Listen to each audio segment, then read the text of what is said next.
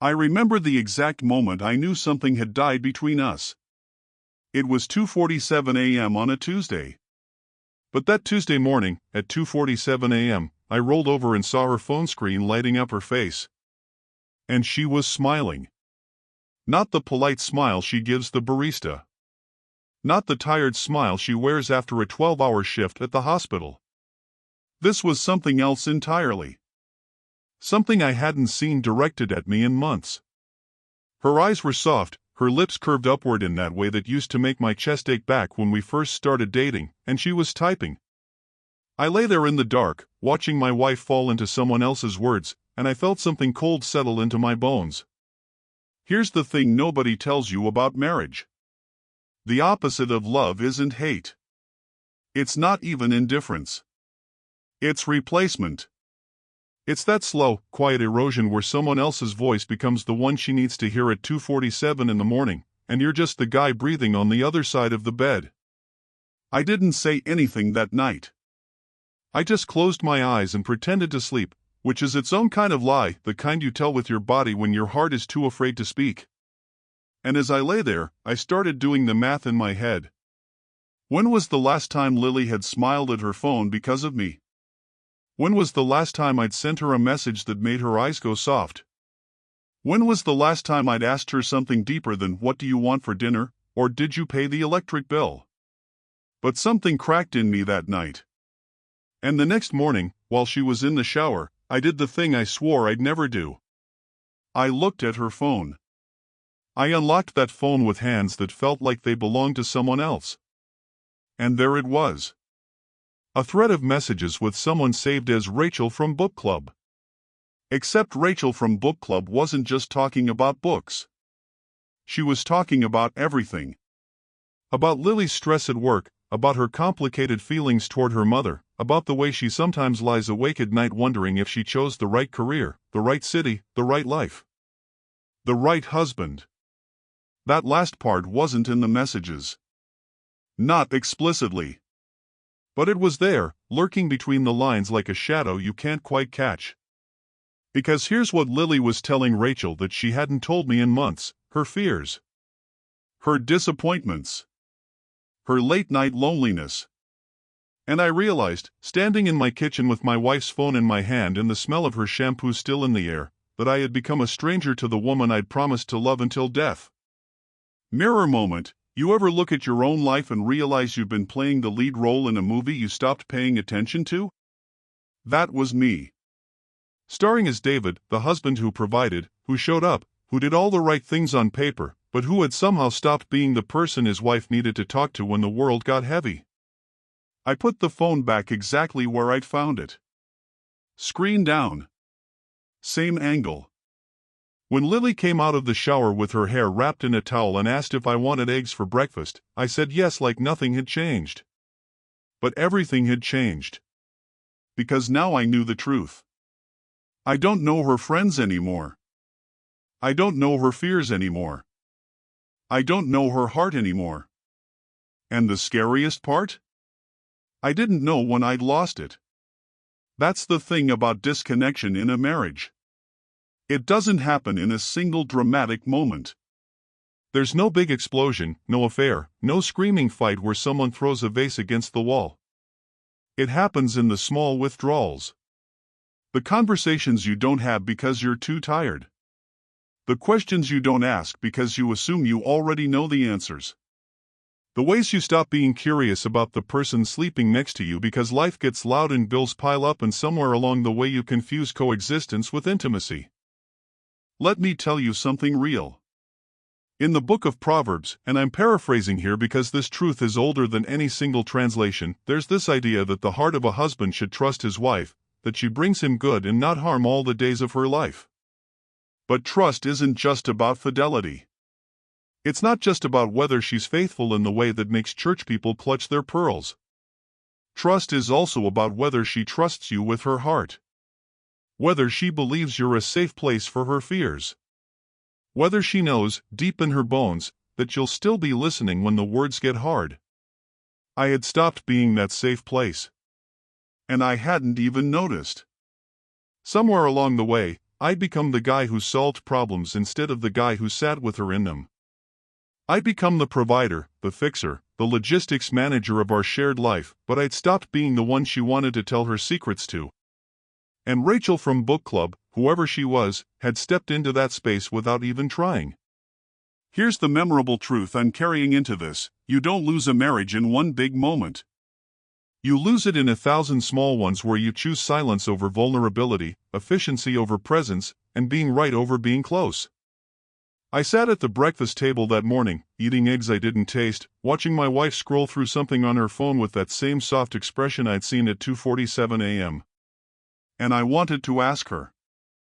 I wanted to say, Lily, when did I stop being the person you tell your real life to? But the words felt too heavy, too dangerous, like pulling a thread that might unravel everything.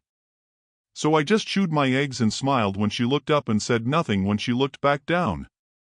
That was 3 weeks ago. And I still don't know what to do with the distance between us. Because here's the kicker: I love her. I mean, I really love this woman. I love the way she hums when she's concentrating. I love the way she cries at commercials with dogs in them. I love the way she used to grab my hand in the middle of the night like she was checking to make sure I was still there. She doesn't do that anymore. I don't know when she stopped. But I noticed it last Thursday, and it sat on my chest like a stone. You want to know what divine conviction feels like? It's not a lightning bolt. It's not a booming voice from heaven. It's standing in your kitchen at 7:18 a.m. So I tried to fix it. That's what you do, right? You see something breaking and you grab the tools you know. My toolbox was full of what I thought were the right instruments: date nights, compliments, doing more dishes, asking more questions. The husband survival kit they sell you in every men's group and marriage seminar. I planned this whole thing. Tuesday evening, I left work early, actually early, not the I'll be home by 6 that turns into 7:15 with traffic. I stopped at that Italian place she used to love, the one with the checkered tablecloths and the candles and wine bottles. Got the fettuccine Alfredo she always ordered before she decided carbs were the enemy. Got the tiramisu too. Even picked up flowers, not the gas station kind, but actual roses from an actual florist who asked me questions I couldn't answer about what shade of pink my wife preferred. And when Lily walked through the door at 6:43 p.m., still wearing that tired expression she'd been carrying for months, I was standing there with my best hopeful smile and my apron and my "look at me, I'm the guy who gets it now" energy. She stopped in the doorway. Looked at the candles. Looked at the flowers. Looked at me. You didn't have to do all this. Not thank you. Not this is so sweet. Not I love you. You didn't have to do all this. And here's the thing: I heard what she was actually saying underneath those words. She was saying, this doesn't fix anything. She was saying, you think pasta and roses can undo months of silence? She was saying, I don't want a performance. I want the person I married back. But I didn't hear it that way in the moment. In the moment, I heard rejection. And my face must have shown it because she sighed, that sigh, the one that sounds like someone letting air out of a tire they've been kicking for miles, and she said she wasn't hungry. She'd eaten at her desk. She was tired. Maybe we could do this another night. Here's your mirror moment right here. Have you ever tried so hard to be what someone needed, only to realize you were answering a question they stopped asking 3 months ago? Have you ever brought fettuccine to a heart surgery? Because that's what I was doing. I was treating a spiritual disconnection with material solutions. I was trying to buy back intimacy with carbohydrates and floral arrangements. And the more I tried, the further she drifted, because every grand gesture just reminded her of the 1,000 small moments I'd missed. The next week, I switched strategies. If romance didn't work, maybe communication would. I'd read this book, I'd listen to the podcast summary of the book, which is basically the same thing if you're busy, about active listening and holding space and all these phrases that sound like they were invented by people who've never actually had a hard conversation with someone they love.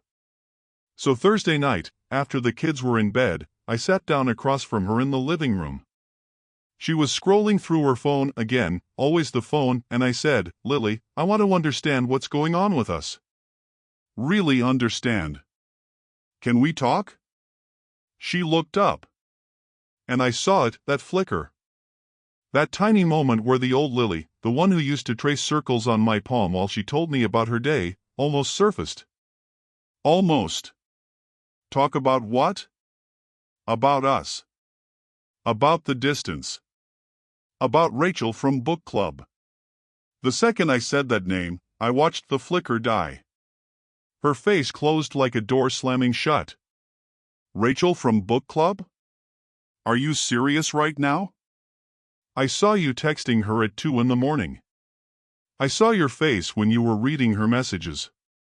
You used to look at me that way. She set her phone down finally, the phone was down, and she looked at me with something worse than anger. She looked at me with exhaustion. David, Rachel is my friend. She's been my friend for 2 years. She's the only person who's asked me how I'm actually doing since Mom got sick. She's the only one who noticed I stopped painting. She's the one who sent me that devotional when I told her I couldn't pray anymore because it felt like no one was listening. The devotional. That's what she'd been reading at 2:47 a.m.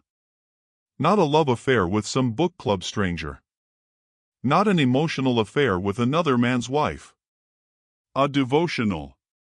Because my wife, my Lily, who used to lead worship, who used to wake up early to read her Bible before the kids stirred, couldn't pray anymore. And I didn't know. I didn't know because I hadn't asked. I'd been too busy trying to fix things to actually see what was broken.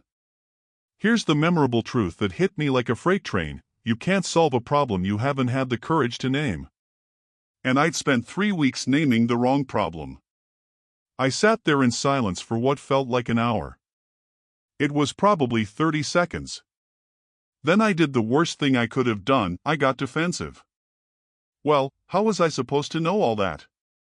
You don't talk to me. You haven't talked to me in months. You just sit there with your phone and your sighs and your "I'm fine" when I know you're not fine. She didn't yell back. That's what I wanted, honestly. I wanted the fight. I wanted the explosion. I wanted something I could grab onto and wrestle with. But she just looked at me with those tired eyes and said, "I stopped talking because you stopped listening. I stopped sharing because every time I shared, you tried to solve it instead of sitting with me in it. And I stopped reaching for you in the middle of the night because I wasn't sure you'd reach back." That was the real 2:47 a.m. That was the real death. Not some dramatic betrayal. Not some villain named Rachel. It was the slow, quiet death of 1,000 unheard sentences. I didn't sleep that night. I lay in bed at 3 a.m., then 3:45 a.m., then 4:22 a.m., watching the ceiling fan make its endless circles. Lily was facing away from me, and I couldn't tell if she was sleeping or just pretending. The gap between us and the bed felt wider than the Grand Canyon. At some point, I don't know when, maybe 4:50 a.m., maybe later, I got up and went to the living room. I sat in the dark on that same couch where I'd failed to understand her just hours before. And I did something I hadn't done in a long time. I prayed. Not the polite prayer. Not the "Lord, bless this food" prayer. Not the Sunday morning hands raised performance prayer. I prayed. I prayed like a man who had finally run out of tools. I sat on that couch in the dark, elbows on my knees, staring at the floor, and I whispered, "God, I don't know what I'm doing. I've been trying to fix her, and she doesn't need fixing. She needs me. And I haven't been there. I've been everywhere but there." Here's the mirror moment right here. Maybe you've been fixing things in your life that were never broken. Maybe you've been solving problems that were never the real problem. Maybe you've been so busy being the solution that you forgot how to just be present. Then she came out. She was dressed for work. Hair pulled back. Eyes tired but dry. She didn't look at me. She walked to the kitchen, poured coffee into her travel mug, and I watched her from the couch like a man watching a train leave the station. I could just stay. Not fix. Not explain. Not defend. Not solve. Stay. She was reaching for her keys on the counter, and I stood up and walked into the kitchen. She didn't turn around. Her shoulders were tight. Bracing. Ready for another round of me trying to make things right. I didn't say a word. I just leaned against the counter next to her. Not too close. Not demanding. Just there. Present. Breathing the same air. Sharing the same silence. She stopped moving. Her hand hovered over the keys. She didn't look at me, but she didn't walk away either. And that's when I remembered something from Scripture. Job's friends, when they first showed up after everything fell apart, they did one thing right before they did everything wrong. They sat with him in silence. For 7 days. They didn't offer solutions. They didn't try to explain the tragedy. They just sat in the ashes with him. That's the memorable truth I'm taking with me forever. Love isn't a solution to offer. Love is a presence to give. You don't fix people you love. You sit with them in their silence until the silence becomes safe again. I stood there in my kitchen at 6:45 a.m. with coffee going cold on the counter and my wife frozen in place, and I let the silence be what it was. Not awkward. Not loaded. Just space. Space for her to exist without me filling it with my need to make everything better. After what felt like forever, she spoke. Not looking at me. Voice quiet. I don't know how to pray anymore, David. That was it. That was the 2:47 a.m. That was the real wound. Not Rachel. Not text messages. Not emotional affairs. My wife, my Lily, who used to sing worship songs while she made pancakes, who used to leave scripture notes in my lunch bag, couldn't pray. And she'd been carrying that alone for months while I'd been planning date nights and doing dishes and wondering why she was still sad. I could have said a lot of things right then. I could have quoted Romans 8 verse 26 about the Spirit interceding when we don't know what to pray. I could have offered to pray with her right there in the kitchen. I could have suggested a devotional or a small group or a pastor to talk to. I didn't do any of that. I just said, I know, Lily. I know. And then I did something I should have done months ago. I didn't reach for her hand. I didn't pull her into a hug. I just stayed there. Leaning against the counter. Shoulder to shoulder. Two people who had been drifting apart, now just standing in the same kitchen, breathing the same air, sharing the same heavy truth. She didn't cry. She didn't collapse into my arms. She didn't suddenly start praying again or thank me for understanding. But she didn't walk away. That's what love looks like when you stop trying to fix everything. It looks like a Tuesday morning kitchen with cold coffee and two tired people who have finally stopped performing. It looks like silence that doesn't need to be filled. It looks like staying when everything in you wants to solve, explain, defend, retreat. I learned something about God in that kitchen that I'd never understood before. All those times I'd prayed for God to fix my problems, fix my circumstances, fix my marriage, fix my wife, and maybe God's answer wasn't a solution. Maybe God's answer was presence. Maybe the whole point of Emmanuel, God with us, isn't that He shows up to fix everything but that He shows up to be with us in the unfixed mess. That's the kind of love that doesn't make sense to the fixing mind. It's inefficient. It's slow. It doesn't produce immediate results. But it's the only kind of love that actually heals anything. Lily picked up her keys. She looked at me, really looked at me, for the first time in weeks. She didn't say I love you or we're okay or thank you for understanding. She just gave me this tiny nod. This almost invisible acknowledgement that I had finally done something right. And then she left for work. I stood in that kitchen for a long time after she left. The coffee was definitely cold now. The sun was fully up, pouring through the window over the sink. Nothing was fixed. My wife still couldn't pray. Our marriage still had cracks you could drive a truck through. I still didn't know what would happen next. But something had shifted. Not because I'd found the right solution, but because I'd finally stopped trying to be the solution. Here's where I land, and maybe this is for you if you've been trying to fix someone you love. You are not their savior. You are not their answer. You are not even their problem solver. You are their person. And sometimes the most sacred thing you can do is just be present in the silence they're living in. Maybe you're sitting next to someone right now who's drifting away. Maybe you've tried everything: date nights, conversations, counseling, prayer, ultimatums, tears. Maybe you're exhausted from carrying the weight of trying to make someone okay. Let me give you permission to put down the toolbox. Not because you're giving up, but because you're finally understanding that love isn't a project to complete. It's a presence to offer. The Apostle Paul wrote something about love that I'd read at our wedding and apparently forgotten the moment things got hard. Love is patient. Love is kind. It does not insist on its own way. I'd been insisting on my own way of loving Lily. My way was fixing. Her need was presence. And it took a 5 a.m. prayer on a dark couch and a cold coffee in a quiet kitchen for me to finally understand the difference.